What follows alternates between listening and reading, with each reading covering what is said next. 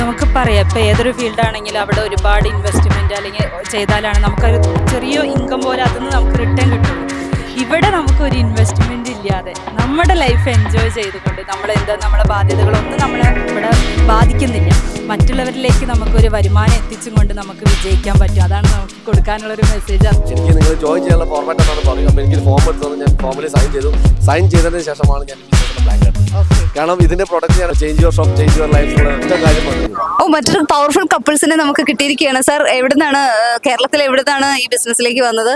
എന്താണ് FRU, ഹൈദരാബാദിന്റെ ഈ ഒരു FRU പ്രോഗ്രാമിലെ ഒരു എനർജി എന്താണ്?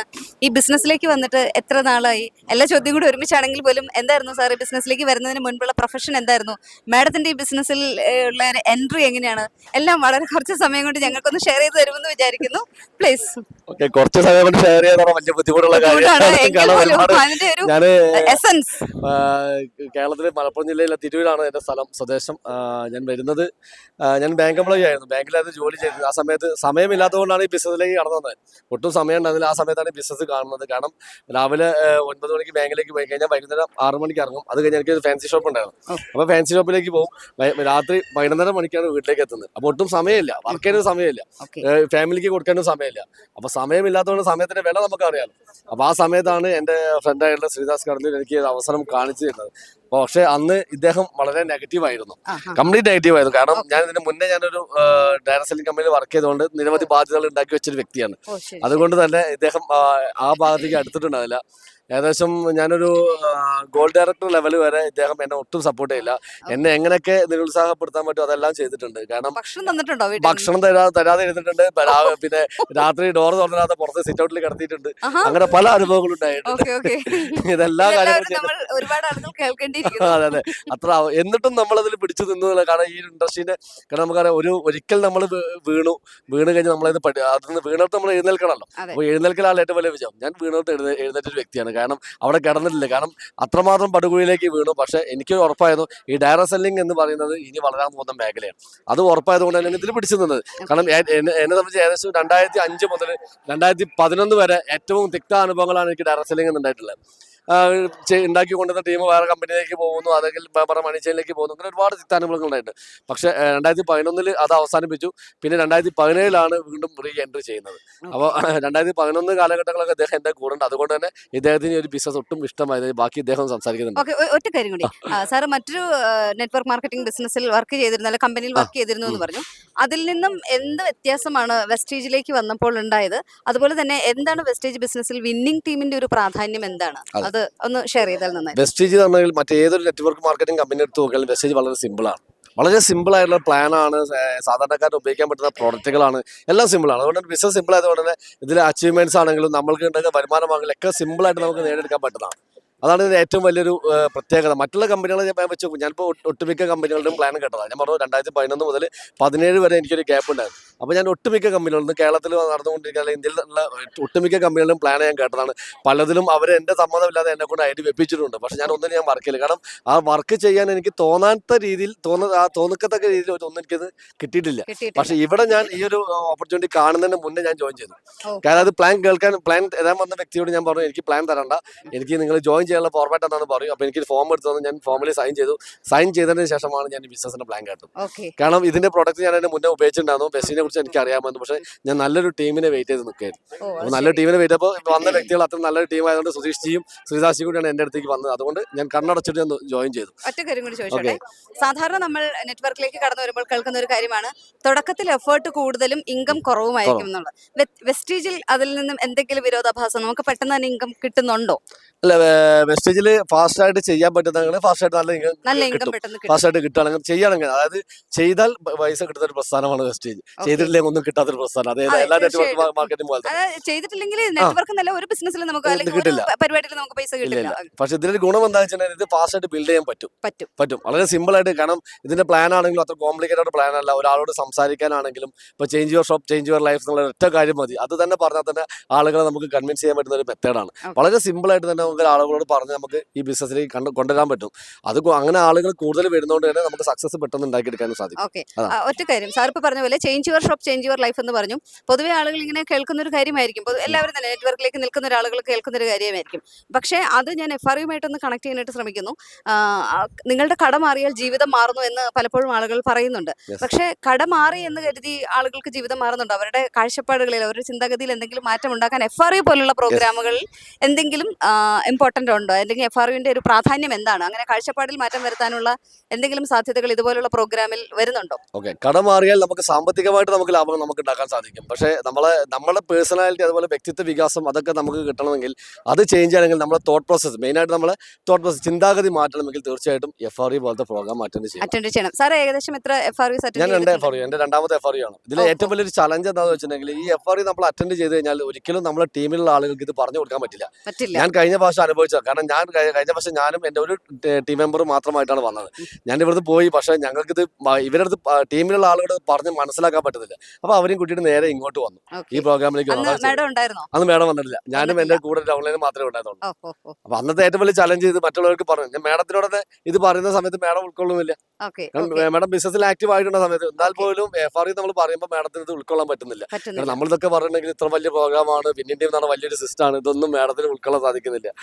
ഇന്ന് മേഡം അത് കണ്ടറിഞ്ഞൊരു വ്യക്തിയാണ്. ഇനി മേഡത്തിനോട് ചോദിക്കുക എന്താണെന്നുള്ളത് മേഡം പറഞ്ഞു. തീർച്ചയായിട്ടും മേഡത്തിലേക്ക് മേഡം എന്താണ് പറയാനുള്ളത്? FRU പറഞ്ഞ പോലെ കഴിഞ്ഞ ഈ ഒരു പ്രോഗ്രാമിലേക്ക് വിളിച്ചതായിരുന്നു, പക്ഷെ നമുക്ക് ചെറിയൊരു സാഹചര്യം കൊണ്ട് എത്താൻ സാധിച്ചിട്ടുണ്ട്. ഒറ്റ കാര്യം, അതിലേക്ക് എത്തുന്നതിന് മുൻപ് എങ്ങനെയാണ് വെറുത്ത് നിന്നിരുന്ന ഒരു ഇൻഡസ്ട്രിയെ പിന്നെ എങ്ങനെയാണ് ഇഷ്ടപ്പെടാനായിട്ട് തുടങ്ങിയത്? പറഞ്ഞല്ലോ, നേരത്തെ ഒരു ഡയറക്ട് സെല്ലിംഗ് ചെയ്തുകൊണ്ട് കുറെ അനുഭവങ്ങൾ ഉണ്ടായിട്ടുണ്ട്. അതുകൊണ്ടാണ് നമുക്ക് ഇതിലോട്ട് ഇറങ്ങാൻ ഒരു ബുദ്ധിമുട്ടുണ്ടായിരുന്നു. അല്ല, നമ്മളിനി ഇറങ്ങിക്കഴിഞ്ഞാൽ നമ്മളടുത്ത് ഒന്നുമില്ല. ഇനി ഇതിന്ന് ഇനി എന്തെങ്കിലും നമുക്ക് സാമ്പത്തിക ബുദ്ധിമുട്ട് വന്നാൽ ഇതിൽ നിന്ന് നമുക്ക് മറികടക്കാൻ വേറെ ഒന്നുമില്ല. അതുകൊണ്ട് മാത്രമാണ് നമ്മൾ ആദ്യം തന്നെ നമുക്ക് ഈ ഒരു ഡയറക്ട് സെല്ലിംഗ് അതൊന്നും അറിയില്ലായിരുന്നു. ഈ ഒരു ഫീൽഡ് ആദ്യമായിട്ടാണ് മാരേജ് കഴിഞ്ഞതിന് ശേഷമാണ് ഡയറക്ട് സെല്ലിങ്ങും നമുക്ക് ഈ ഒരു പ്ലാറ്റ്ഫോം ഒക്കെ അറിയുന്നത്. വർക്ക് ചെയ്യുന്നുണ്ടായിരുന്നു വേറെ ഏതെങ്കിലും? ഇല്ല, ഹൗസ് വൈഫ്. അതാണ് ഏറ്റവും വലിയ. അതെ. അപ്പൊ അതുകൊണ്ടാണ് നമുക്ക് ഇതിലോട്ട് ഇറങ്ങാൻ ഈ ഒരു അനുഭവം ഉള്ളത് കൊണ്ടാണ് നമുക്ക് ഈ ഡയറക്ട് സെല്ലിംഗ് കേൾക്കുമ്പോൾ തന്നെ ഒരു പേടി, ഉള്ളിലൊരു ഭയം ഉണ്ടായിരുന്നത് അതുകൊണ്ട് മാത്രമാണ്. അപ്പൊ ഓരോരോ പ്രോഗ്രാം ഈ പറഞ്ഞ പോലെ ശ്രീദാസ് സാറും സുധീഷേട്ടനൊക്കെ വന്ന സമയത്ത് പേടിയായിരുന്നു. അപ്പൊ ഇനി നമ്മുടെ ഹസ്ബൻഡിനെ സപ്പോർട്ട് കഴിഞ്ഞ് ഫുൾ ടൈം ഇതിലോട്ട് ഇറങ്ങി പോവേണ്ടി വരുമോ എന്നുള്ളൊരു പേടി കൊണ്ടാണ് നമ്മൾ പ്രൊഡക്റ്റ് പോലും ഉപയോഗിക്കാതെ ഇരുന്നിരുന്നത്.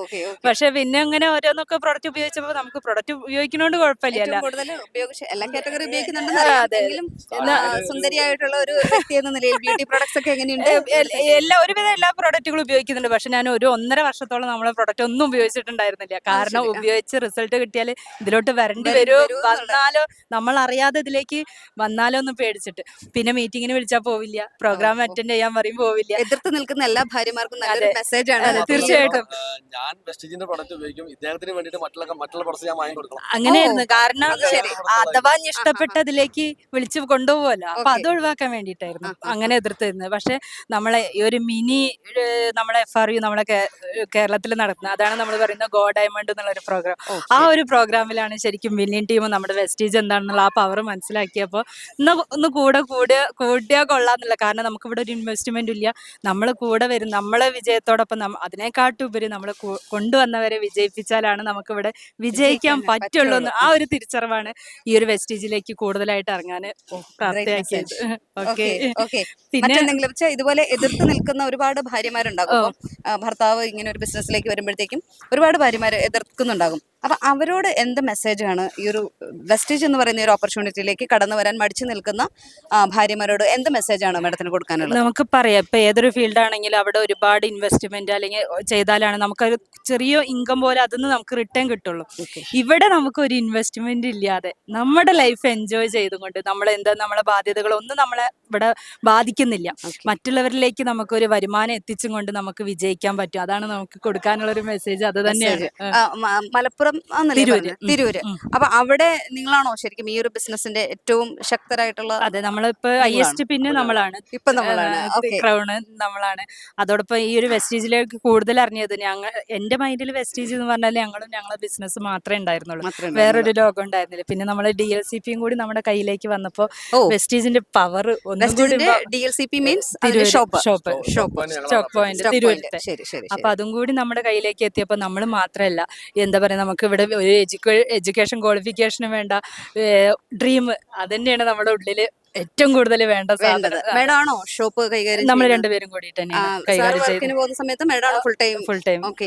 അപ്പൊ അതൊരു വലിയ മെസ്സേജ് ആണ്. കാരണം ഏതൊരു ടീമിലെ ആളുകളെയും നമുക്ക് മനസ്സിലാക്കാനായിട്ട് സാധിക്കുന്നത് ഏത് ടീമിലുള്ള ആളുകൾക്കും വർക്ക് അല്ലെങ്കിൽ കാര്യങ്ങൾ പറഞ്ഞു കൊടുക്കാൻ തയ്യാറായിട്ടുള്ള ലീഡേഴ്സാണ് വെസ്റ്റേജിന്റെ ലീഡേഴ്സ്. അപ്പോൾ മലപ്പുറം ജില്ലയിൽ അതിനടുത്തുള്ള പ്രദേശങ്ങളിൽ പ്രാന്തപ്രദേശങ്ങളിലൊക്കെ ഉള്ള ആളുകൾക്ക് ഇവിടെ ഒരു വെസ്റ്റേജിന്റെ ഷോപ്പാണ് ഇവർ നടത്തുന്നത്. അവിടെ മാഡം ആണ് ഇരിക്കുന്നത്. അപ്പോൾ എന്ത് കാര്യത്തെപ്പറ്റി നിങ്ങൾക്ക് വെസ്റ്റേജിനെ പറ്റി എന്ത് തരത്തിലുള്ള ഡൗട്ട്സ് ഉണ്ടെങ്കിലും അവിടെ ചെന്ന് കഴിഞ്ഞാൽ ക്ലിയർ ചെയ്യപ്പെടുന്നതാണ്. വളരെയധികം സപ്പോർട്ടീവായിട്ടുള്ള ലീഡേഴ്സാണ് ഇവിടെ ഉള്ളത്. എതിർത്ത് നിന്നതിൽ നിന്നും പ്രിയതമനോടൊപ്പം തന്നെ ഈ ബിസിനസ്സിലേക്ക് ചുവട് വെച്ചുകൊണ്ട് വളരെ സക്സസ്ഫുൾ ആയിട്ട് ഈ ബിസിനസ് ചെയ്യുന്ന ഒരു കപ്പിളാണ് ഇവര്. അപ്പൊ എല്ലാവിധ ആശംസകളും നിങ്ങൾക്ക്. Thank you. ഹൗസ് വൈഫിനോട്, അതായത് വീട്ടമ്മമാരോട് പറയാനുള്ളത്, എതിർക്കുന്ന വീട്ടമ്മമാരോട് പറയാനുള്ളത്, തീർച്ചയായിട്ടും നിങ്ങൾ ഒരു കാരണവശാലും ഇതിനെ എതിർക്കരുത്. കാരണം ഇതിന്റെ നമ്മൾ ഹസ്ബൻഡ് ഈ ബിസിനസ് ചെയ്ത് വിജയിച്ചാൽ ഏറ്റവും കൂടുതൽ ഫ്രൂട്ട്സ് എൻജോയ് ചെയ്യാൻ പോകുന്നത് ഭാര്യമാരാണ്. അപ്പൊ അടുക്കളയിൽ നിന്ന് അരങ്ങത്തേക്ക്. ഈ ഒരു കാര്യത്തിൽ വളരെ അപ്പൊ ഒരു കാരണവശാലും അറിയാതെ പോലും എതിർത്ത് പോകരുത്. അവരുടെ വെസ്റ്റേജ് ബിസിനസ്സിൽ ജോയിൻ ചെയ്ത് എല്ലാവരുടെയും ഭാര്യമാരും കൂടെ നിന്ന് കൊടുക്കണം. ഹസ്ബൻഡും വൈഫും കൂടെ ഒരുമിച്ച് നിന്നാൽ ഇത് പെട്ടെന്ന് സക്സസ്ഫുൾ ആകാൻ പറ്റും. കാരണം അത് വളരെ ഫാസ്റ്റ് ആണ്. കാരണം വളരെ ഫാസ്റ്റ് ആയിട്ട് സക്സസ് ആകാൻ ഒരുമിച്ചാണ്. ഇപ്പൊ ഞങ്ങളെല്ലാം ദൂരം കുറയും. അതെ, ഞങ്ങൾ എന്നാണ് ഞങ്ങളുടെ സ്വപ്നങ്ങൾ ഒരുമിച്ച് എഴുതി വെച്ചത് അന്നാണ് ഞങ്ങൾ ഓരോന്ന് നേടാൻ തുടങ്ങിയത്. ഇപ്പൊ ഞങ്ങള് എന്റെ സമയത്ത് വലിയൊരു ഡ്രീമായിരുന്നു കാർ എന്നുള്ള സ്വപ്നം. പക്ഷെ മേഡത്തിന് ഒരു സ്വപ്നമായിരുന്നില്ല. പക്ഷെ ഞങ്ങൾ രണ്ടുപേരും അത് ഒരുമിച്ച് കാണാൻ തുടങ്ങിയപ്പോൾ ഞങ്ങളൊക്കെ കാർ എത്തിയിട്ടുണ്ട്. Okay, thank you. എന്തായാലും ഈ ഹാൾ ഒഴിഞ്ഞു കൊടുക്കേണ്ട സമയമായതുകൊണ്ട് നമുക്ക് ഈ ഹാളിലുള്ള വീഡിയോ ഇവിടെ അവസാനിപ്പിക്കാം. വരും ദിവസങ്ങളിൽ നമുക്ക് വീണ്ടും കാണാം. Okay, thank you.